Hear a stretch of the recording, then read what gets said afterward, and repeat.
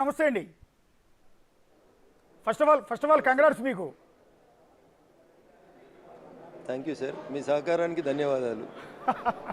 కాదు, కానీ అంటే దేశవ్యాప్తంగా బీజేపీ ఇలా విజయం సాధించడం అనేది కొత్త విషయం కాదు. రీసెంట్గా జరిగిన ఎన్నికల్లో కూడా బీజేపీకి గెలుపు అనేది కొత్త విషయం కాదు. కానీ ఢిల్లీలో గెలుపుని మీ పార్టీ కార్యకర్తలు కానీ మీ పార్టీ అగ్రనేతలు కానీ చాలా పెద్ద ఎత్తున సంబరాలు చేసుకుంటూ ఉన్నారు. ఎందుకు ఒక చిన్న రాష్ట్ర గెలుపుకి ఇంత పెద్ద ఎత్తున సంబరాలు ఎందుకు చేస్తున్నారు అని అంటే అది చూసే కళ్ళని బట్టి ఉంటుంది అన్న. మీడియాకు మా మీద ప్రేమ ఎక్కువ వచ్చింది కాబట్టి మీడియాకి అట్లా కనబడుతుంది. మేము ఏ రాష్ట్రంలో గెలిచినా ఏ ఎన్నిక గెలిచినప్పుడు ఇట్లాంటి ఉత్సాహాలే చేసుకుంటామన్నా. దానికి కొత్తగా ఢిల్లీ ఒక కొత్త కారణము, తమిళనాడు ఒకటి ఇంకోటి, మహారాష్ట్ర ఇంకోటి ఉండదన్న. ఏ రాష్ట్రాల ఎన్నికల ఫలితాలు వచ్చినా అక్కడ కార్యకర్తలు అదే రీతి లోపల తమ ఉత్సాహాన్ని వెలిబుచ్చుతారు. కాకపోతే మనం చూసే కళ్ళని బట్టి ఉంటుంది. ఢిల్లీ మీద మీడియా మొత్తం ఒక రకమైన ప్రత్యేకమైన దృష్టి పెట్టి చూసింది కాబట్టి అన్న మీకు అది డిఫరెంట్గా కనబడుతుంది. This will be seen in each and every election result అన్న. ప్రతి రాష్ట్ర ఎన్నికల ఫలితాల తర్వాత ప్రతి రాష్ట్ర కార్యాలయాల ముందు ఇంతకంటే ఎక్కువ జనాలు ఉంటారు, స్వీట్లు పంచుతారు, టపాసులు కాలుస్తారు. ఖచ్చితంగా వాళ్ళు పడ్డ కష్టానికి ఫలితం వచ్చింది అనేటువంటి ఆనందాన్ని మీడియా ముందు 100% వ్యక్తం చేస్తారన్న. ఢిల్లీ దేశ రాజధాని కాబట్టి అందరి దృష్టి దాని మీద ఉంది కాబట్టి మీకు కొంచెం ప్రత్యేకంగా కనబడుతున్నట్టుంది. మళ్ళొకసారి చెప్తున్నా, మీకు మా మీద ఉన్న అభిమానానికి ధన్యవాదాలు. అలాగే సార్ రఘునందన్ గారు, నేను అనేది జస్ట్ ఈ సంబరాలను చూసి కాదు నేను అంటున్నది ఏంటంటే ఓవరాల్గా బీజేపీ అగ్రనేతల్లో ఒక ప్రత్యేకమైన వైబ్రేషన్ కనిపిస్తుంది. అంటే ఢిల్లీ విజయం తర్వాత అది నేను అంటున్నది. అంటే ఓవరాల్గా ఎన్నో ఏళ్ల నుంచి సాధ్యం కాంది ఇన్నాళ్ళ తర్వాత సాధించుకోగలిగారు. 27 సంవత్సరాల తర్వాత 27 సంవత్సరాలు ఎదురు చూసిన తర్వాత వచ్చినటువంటి ఫలితం కాబట్టి మా కార్యకర్తల్లో క్వైట్ న్యాచురల్గా ఆనందం, ఉత్సాహం రెట్టింపు కనబడతాయన్న. దాంట్లో ఎట్లాంటి అనుమానం ఉండాల్సిన అవసరం లేదు. 15 సంవత్సరాల కాంగ్రెస్ పాలన, 11-12 సంవత్సరాల ఆమ్ ఆద్మీ పార్టీ పాలన తర్వాత 27 సంవత్సరాల తర్వాత ఢిల్లీ పీఠం మీద రాష్ట్ర శాసనసభలో భారతీయ జనతా పార్టీ అధికారంలోకి వస్తుంది కాబట్టి 27 సంవత్సరాలు ప్రతిపక్షంలో ఉండి అనేక సార్లు కొట్లాడి దెబ్బలు తిని జైలుకు పోయినటువంటి కార్యకర్తలందరూ కూడా మా కష్టానికి ఫలితం దక్కిందని వారు వ్యక్తం చేస్తున్నటువంటి ఆనందంగా అక్కడ జరుగుతున్నటువంటి విజువల్స్ని చూడాలనేది నా అప్పీల్ సార్. ఇక్కడ మీరు కేజ్రీవాల్ని దారుణంగా దెబ్బకొట్టామనుకుంటున్నారా, కాంగ్రెస్ పార్టీని దెబ్బకొట్టామనుకుంటున్నారా? సార్ కాంగ్రెస్ ఎక్కడ లేదు సార్. లేని కాంగ్రెస్ గురించి కొత్తగా మేము చర్చ పెట్టుకోవడం ఎందుకు సార్? అది కాంగ్రెస్ పార్టీకి వచ్చిన సీట్ల సంఖ్య 0 సార్, వచ్చిన ఓట్ల శాతం 5%. సో ప్రజలలో కాంగ్రెస్ పార్టీ రోజు రోజుకి వారు మాట్లాడుతున్నటువంటి విధానం, వారి నాయకత్వంలో రావాల్సినటువంటి మార్పుల్ని వారు గ్రహించుకుంటే బాగుంటుంది అనేది మేము పలు దఫాలుగా చెప్తా ఉన్నాం సార్.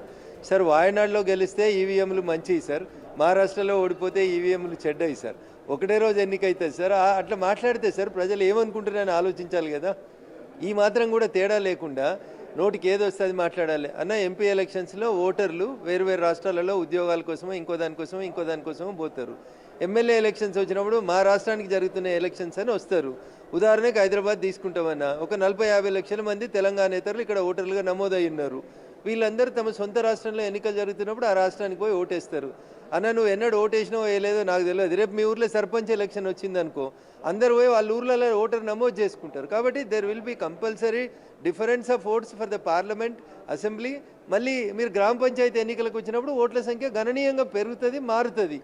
దానికి కొత్తగా ఏదో భూతద్దం పెట్టి 1952 తర్వాత మొదటిసారి మేమే కనుక్కున్నామన్నట్టు ప్రెస్ మీట్లు పెట్టి పడితే ఏమొస్తుంది అన్న, దానివల్ల ఏం రాదు. ఆడలేక మధ్యలో ఓడింది అన్నట్టు ఉంటుంది. జనము మీకు ఒక సీట్ అని ఇవ్వాలి కదన్నా, కనీసం డబుల్ డిజిట్లో ఉండాలి కదన్నా ఓట్ల శాతం. 125 సంవత్సరాల చరిత్ర అని చెప్తారు, కేంద్రం అక్కడే ఉంది. మీ ఓటు, మీ తల్లిగారు ఓటు, మీ చెల్లెగారు ఓటు, ఇంతమంది అగ్రనాయకులు ఉండేటువంటి స్థానంలో మీరు సింగిల్ డిజిట్ కన్ఫైన్ అయింది సార్. ఒక్కసారి కాంగ్రెస్ పెద్దలు ఆత్మపరిశీలన చేసుకోవాలి సార్. మేమేం విజయంతో విర్రవీగి చెప్తలేము ఈ మాట. వారు ఉన్నటువంటి పరిస్థితుల్లో యాజ్ ఎ డెమోక్రట్గా నేను డెమోక్రసీ బతకాలని కోరుకునేటువంటి వ్యక్తిగా, పాలకపక్షం ఎంత బలంగా ఉంటే ప్రతిపక్షం అంత బలంగా ఉండాలని కోరుకునేటువంటి వ్యక్తిని సార్. అప్పుడే ప్రజలకు న్యాయం జరుగుతుందని కోరుకునేటువంటి వ్యక్తిని. కాబట్టి ఒకసారి పునరాలోచించుకోమని కాంగ్రెస్ నాయకత్వానికి నేను చేసేటువంటి అప్పీల్. ఇందాకేదో స్టేట్మెంట్ ఇచ్చారు కదా, గాడిద గుడ్డు అని. గాడిద గుడ్డు మిగిలిందంటూ ఉన్నారు కదా. అవును సార్, తెలంగాణలో చాలామంది కాంగ్రెస్ నాయకులకి అదొక ఫ్యాషన్ అయింది సార్. తెలంగాణకి ఏమొచ్చిందంటే గాడిద గుడ్డు వచ్చిందని చెప్తారు. మరి ఇప్పుడు ఢిల్లీలో కాంగ్రెస్కి ఎన్ని సీట్లు వచ్చినాయంటే ఏం చెప్పాలి సార్? నేను వాళ్ళ భాషలోనే చెప్పాలి కదా సార్. ఏక్ బాయికు దూసరా బాయి పైచాంతా అని చెప్తారు చార్మినార్ కాడ. అంటే ఎవరు మాట్లాడే భాషలో వాళ్ళకి చెప్తేనే అర్థమవుతుంది అట్లా. అందుకని తెలంగాణలో మేమేమి ఇవ్వలేదు, గాడిద గుడ్డి ఇచ్చినామని ప్రచారం చేసిరు కదా. ఢిల్లీలో 125 సంవత్సరాల మీ నాయకత్వాన్ని చూసిన తర్వాత మీకు ఢిల్లీ ప్రజలు ఇచ్చిన సీట్లు గవే గాడిద గుడ్డి ఇచ్చిరని చెప్తున్నా. నేను తప్పైతే నాకంటే ముందు మాట్లాడిన వాళ్ళు కూడా తప్పని చెప్పాల్సి ఉంటుందన్న. వాళ్ళు మాట్లాడిన భాషలో వాళ్ళకి చెప్పాలని చెప్పినాను తప్ప నేను ఎవరిని వ్యక్తిగతంగా హ్యూమిలేట్ చేయాలనో ఇన్సల్ట్ చేయాలనేదో నా ఉద్దేశం ఉండదు. తప్పేమి లేదండి. మీరు ఇప్పుడు కేంద్రంలో అధికారంలో ఉన్న పార్టీ ఇప్పుడు ఢిల్లీలో విజయం సాధించారు. ఆ పార్టీ తరఫున మీరు ఇంకొక పార్టీలో ఉన్న లోపాలను చెప్పి సరిదిద్దుకోమని చెప్తున్నారు. తప్పేమి లేదు. రాజకీయాల్లో ఇది చాలా అరుదైన సందర్భం. నిజం చెప్పాలి, ప్రజాస్వామ్యం పరిడవిల్లాలని కోరుకున్నట్టు ప్రజాస్వామ్యం పరిడవిల్లాలే, బతకాలే అని కోరుకునే వ్యక్తిగా చెప్తా ఉన్నాను. ప్రతిపక్షాలు మొత్తం చచ్చిపోవాలని నేను కోరుకుంటలేను. అవునండి, రాజకీయ పాలక పక్షంతో పాటు ప్రతిపక్షం కూడా ఉన్నప్పుడే ఒక నాణానికి బొమ్మ బొరుసు రెండు ఉంటేనే నాణ్యం ఎట్లయితే సక్సెస్ అవుతుందో డెమోక్రసీలో పాలక పక్షంతో పాటు ప్రతిపక్షం కూడా అంతే బాధ్యతాయుతంగా ఉండాలని కోరుకునేటువంటి ఒక వ్యక్తిగా నేను ఓపెన్గా చెప్తా ఉన్నాను. మీ తప్పుల్ని సరిదిద్దుకోండి అని చెప్పిన తప్ప I don't want to criticize anybody personally. ఇక్కడ ఒక ఇంట్రెస్టింగ్ పాయింట్ మీరు గమనించారా? ఢిల్లీ ఎన్నికల్లో మీరు కాంగ్రెస్ పార్టీకి సున్నా వచ్చిందంటున్నారు. తప్పేమి లేదు. కానీ ఇక్కడ కాంగ్రెస్ పార్టీ ఒక విధంగా ఢిల్లీలో చచ్చిపోయి దెబ్బతినిపోయి మీ పార్టీని గెలిపించింది. ఆ పాయింట్ ఒక్కసారి పరోక్షంగా మీకు సహకరించినట్టే అనిపిస్తోంది అక్కడ.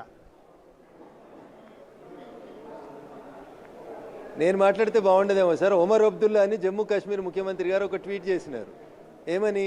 మనం ఇట్లే అనుకుంటూ ఉందాం, మనం ఇట్లా అనుకుంటా ఉంటే అట్లే జరుగుతూ ఉంటుందని. ఒమర్ అబ్దుల్లా గారు రామాయణానికి సంబంధించిన ఒక క్లిప్ని జోడిస్తూ కేటీఆర్ అనేటి ఆయన ఎక్స్లో పెట్టినట్టు ఆయన ఒమర్ అబ్దుల్లా గారు కూడా ఎక్స్లో పెట్టిండ్రు. ప్రతిపక్షాల మధ్యలో ఐక్యత లేదు అని చెప్పకనే చెప్పిండు. హర్యానా తర్వాతనైనా బుద్ధి తెచ్చుకొని ఢిల్లీలోనే కలిసి పోటీ చేయాలి కదా. మాది ఇండి గఠబంధన్, మా దగ్గర 50 పార్టీలు ఉన్నాయని చెప్పుకుంటారు కదా. మరి ఢిల్లీలో ఆమ్ ఆద్మీ పార్టీతో కలిసి పోటీ చేస్తే ఒకటో రెండో వస్తుండేనేమో కదా. సో అందుకని నేను ఏమంటున్నా అంటే సార్, మాట మనం మాట్లాడుతున్నప్పుడు దానికి ఒక అర్థం ఉండాలి. మహారాష్ట్రకు పోయి మహాగఠబంధన్ చేసుకురు కదా, ఢిల్లీలో ఒక్క పార్టీతో అడ్జస్ట్మెంట్ చేసుకోలే.